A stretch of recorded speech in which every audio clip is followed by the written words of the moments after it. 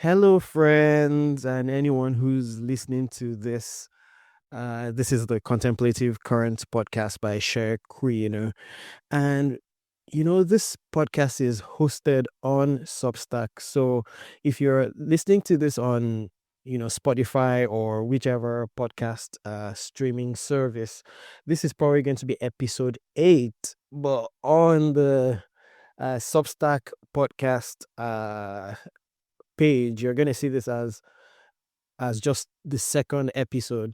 So a lot of the remaining, 6 other podcast episodes that you're going to see on your streaming platform is most likely going to be readouts of some of the articles or essays that I have on the Contemplative Currents Substack.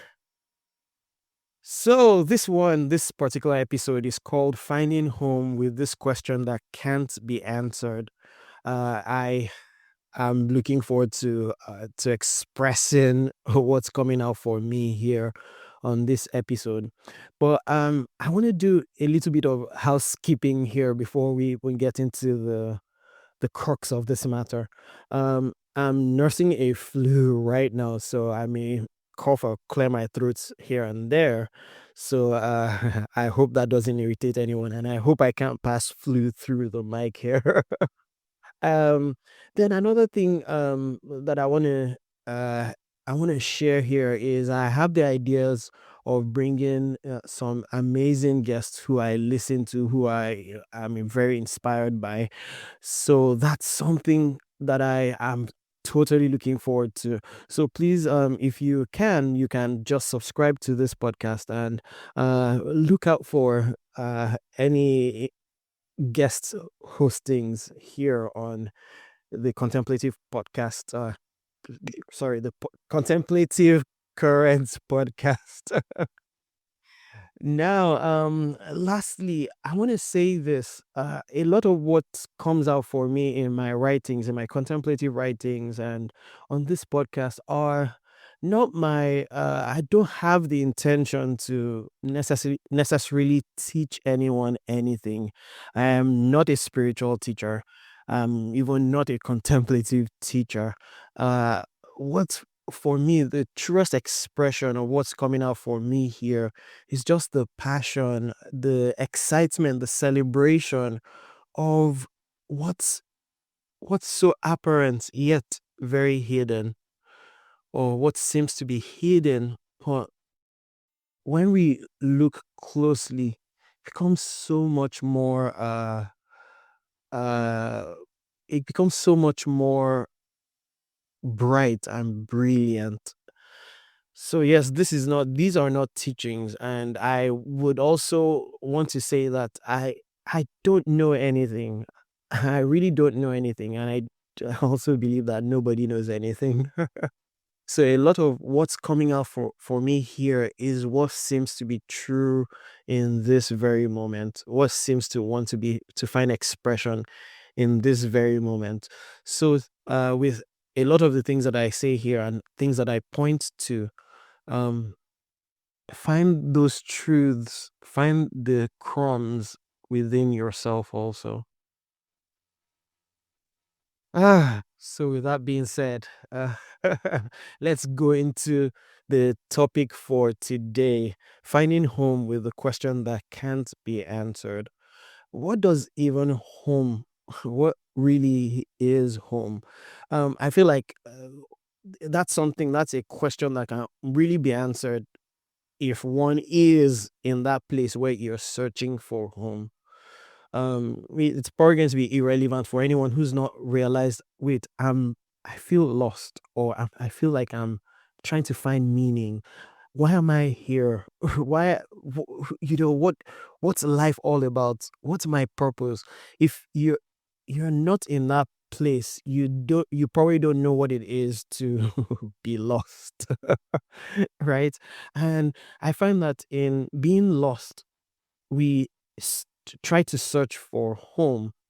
And one thing in my own experience and in my own journey, if we could call it a journey here, is that when I found this question, this question that I'm going to be sharing in a bit, uh, teaser. When I found this question and dug through this question and sat with this question, then I found I found home. And what's interesting here is in truth, we never left in the first place. We were always home. So the searching, the seeking ends when we find the answers to this question. And so what's this question? It's the question that I think everybody has asked. And it's the question, who am I? Who am I? I'm I feel certain that most people, if not everybody, has asked that question at some point or the other. Who really am I? Who am I? Well, what I think, in my own experience, and for people who several people I've talked with who have articulated searching for these answers themselves, is we tend to ask the questions and then, or this question, and then just stop and then continue our business, continue minding our business. But it's the going deeper into finding the answers to this question that we begin to find something else that's quite surprising. Something else that's mysterious. In going through this question, one thing that you're going to start to see is you or realize in your experience is that there's you are not your body. You probably will start with that. Oh, I'm not my body. And like several conversations I've had with people, it's you realize, oh, if I didn't have arms, I still am. If I didn't have legs, I still am. So I can't be the body. Or if I was even in the body, or I am a body, where exactly am I in the body? Am I the whole of the body? If I'm the whole of the body, if a part of the body gets removed, then am I, uh, has part of me been taken away from me? Am I less complete now with a body part taken? If one's answer is yes, okay, so when you cut your fingernails or you cut your hair, that means some of you has been lost. Yeah. In all of this, we see that we're not the body. We can't be the body. In exploring this, sometimes we are like, oh, okay, I'm in my head. But what part of the head then are you? The front part, the center, the whole head? Um, so at some point one begins to realize we are not the body. If you in fact in going through this process of of questioning this self-inquiry, if as it's popularly called, once we go through self-inquiry, we begin to realize we really really truly are not the body. And then we're then left with another we're then left with another mystery, which is, I am I my mind? But then look at it again. You can be your mind if from time to time you realize that your mind and your thoughts, they change. They're constantly changing. So if they're constantly changing, then you can be that. You can also be your thoughts. You can be your mind. If you could observe the mind, if you could observe the mind, then you can't be the thing that you're observing. No. Am I speaking off point here? One can be the mind if in truth you can't see the mind, or you can see you're the one talking about the mind, so you can't be that thing that's objectified in your from your perspective. I was in fact, one of the things that inspired this particular episodes was a quote that I read from I think it was the Desert Fathers. Abba Poemen said to Abba Joseph, "Tell me how I can become a monk." And Abba Joseph replied, "If you want to find rest here and after here or hereafter, say in every occasion, 'Who am I?'" Well, he obviously ended with "and do not judge anyone." Well, to repeat what his response, if you want to find rest here and hereafter, say in every occasion, "Who am I?" Ah, it sounds so simple. It does sound so simple. Like, is it possible to find rest by just saying in every occasion, "Who am I?" But like, at least in my own experience, it's been mind blowing to discover myself, to find out who I really am. The wonderful thing about this is it's so obvious in our experience, and we've tasted this, we've just only forgotten. And I would say that we forget mostly because our attention, or who we are, the light of the consciousness that we are, tends to focus on objects. It tends to focus on the object of awareness.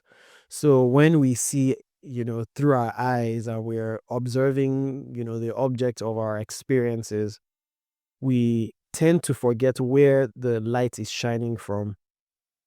We shine attention, or we put the light of consciousness on objects, on the things we see, on the things we hear, on our thoughts.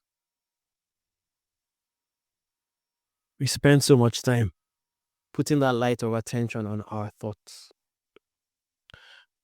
And we've never really paused to ask where that light comes from.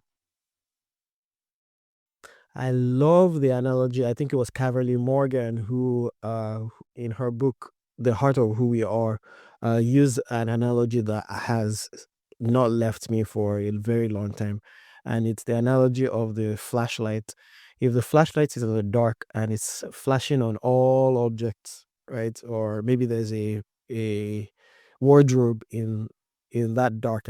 If the flashlight is shining on that wardrobe in the dark, and it can see the wardrobe, suddenly the flashlight believes that it is the wardrobe. Well, the weird thing is the flashlight has never been able to flash the light back at itself to realize that it is the flashlight. So also we are so used to the object of our experience. It's the reason why we are oftentimes stuck in the description of that we've placed on ourselves. Descriptions like, "I am a teacher," right? That's a description. That's an object. And then we take our identity. We take that as our identity. Or we say something like, "I am an introvert," as an example, or "I am an extrovert." And then we place that as we place that light of attention on those qualifications, and we say that is who I am. Or we place that light of attention, or that light of awareness, we place it on our bodily identifications, and maybe our gender, for instance. Or you say something like, "I am a man, I'm a woman," and we say, "Oh, that is who I am." Oh, when you hold on to the question, when you dig deep into that question, you may begin to find something else that's different, something mysterious about the answer. And no, the answer is not intellectual. In fact, that's one of the reasons why I said, as the title of this episode is, I said it's not a question that can be answered, because answers, it goes beyond answers. It goes beyond words. Finding who we really are goes beyond that. I earlier on in my journey, when I hear these narratives, I'm just like, darn it, just tell me, who am I? Just tell me. Just tell me. I don't want to search. I don't want to. Just tell me. Give it to me. It's I can remember the quotation from where Jesus said, when I have to find that quote where Jesus said, if you the kingdom of heaven is like that thing that when a man, I, I'm going to paraphrase here and totally butcher this, but he says when a man finds it, he runs back and maybe goes to sell his property or something like that. Can't remember. Uh, I can't. I'm paraphrasing this really roughly here, but it feels I can truly get this. I can understand exactly what that expression is, because when you really look at it, when you look at it, you find out that it's that treasure that has been hidden, or as the apostle Paul wrote in the Christian scriptures, it's the mystery that has been hidden for ages. And then he expresses it as Christ in you, the hope of glory. Well, those can seem very like a very religious uh quote, quote unquote.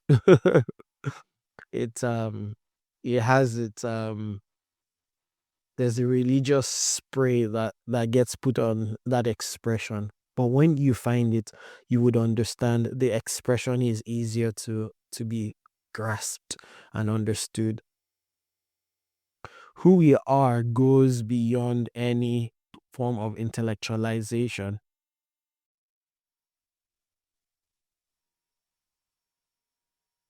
In fact, as a matter of fact, I begin to see that the answer to the question who we are or who am I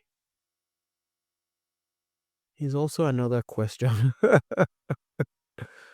I mean, we can wax poetic in this, in finding expression to the answers of this mysterious, or this ever so important question. So I find that in going through this question, who am I, um we want to, instead of, like I said, instead of intellectualizing or trying to find an intellectual answer to this, we want to lean into the question. We want to lean into it. We want to almost like we want to embody the question, who am I? We want to be one, part and parcel, one and one at one with even the question, who am I? Who am I? The the hidden secret is so much in the question itself.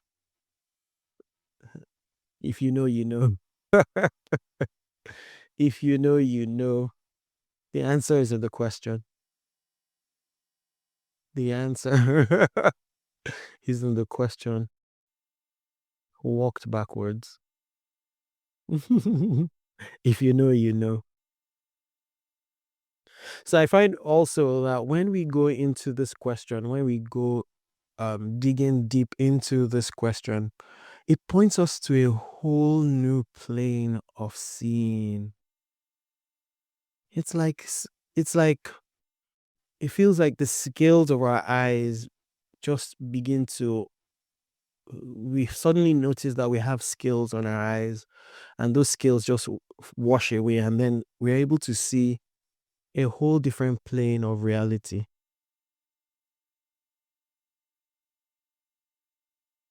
Suddenly life is not something that's necessarily understood, but all parts of life becomes mysterious. And in seeing all parts of life being mysterious, it's very likely also that we begin to see that we're part and parcel of life itself, that we're never disconnected from life. We are all that is. We are all that's being experienced. All of it. It's it, it it's so it becomes so difficult to express in words. It becomes so difficult to express in words. We are all that is.